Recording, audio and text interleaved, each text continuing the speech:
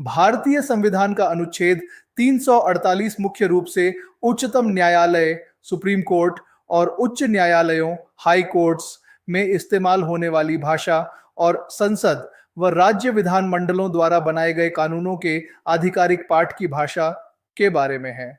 इसे आसान भाषा में समझते हैं। कौन अदालतों में भाषा नियम।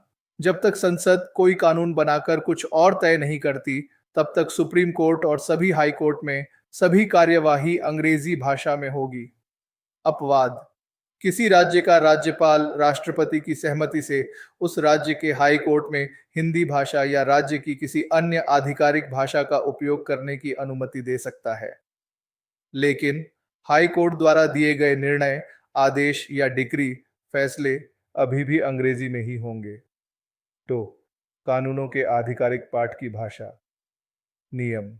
जब तक संसद कोई कानून बनाकर कुछ और तय नहीं करती, तब तक संसद या राज्य विधानमंडलों में पेश किए जाने वाले सभी बिल, विधेयक, उनके संशोधन, संसद या राज्य विधानमंडल द्वारा पास किए गए सभी कानून, अधिनियम, राष्ट्रपति या राज्यपाल द्वारा जारी किए गए अध्यादेश और संविधान या किसी कानून के तहत जारी किए गए सभी आदेश, नियम, विनियम और उपनियमों का आधिकारिक पाठ अंग्रेजी भाषा में होगा।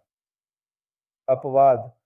अगर किसी राज्य के विधानमंडल ने अपने राज्य में पेश किए जाने वाले बिल या पास किए गए कानूनों या राज्यपाल द्वारा जारी अध्यादेशों के लिए अंग्रेजी के अलावा कोई और भाषा तय की है, तो भी उनके आधिकारिक पाठ का अंग्रेजी अनुवाद भी होना चाहिए।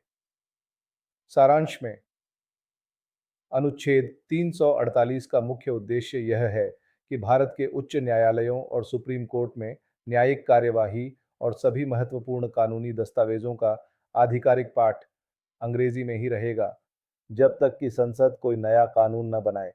हालांकि राज्यों को यह छूट दी गई है कि वे कुछ शर्तों के साथ अपने हाई कोर्ट में हिंदी या अपनी क्षेत्रीय भाषा का उपयोग कर सकते हैं, लेकिन फैसलों का मूल पाठ अंग्रेजी में ही रहेगा। इसका एक कारण देश भर में कानूनी एकरूपता और न्यायिक फैसलों को समझने में आसानी बनाए रखना है।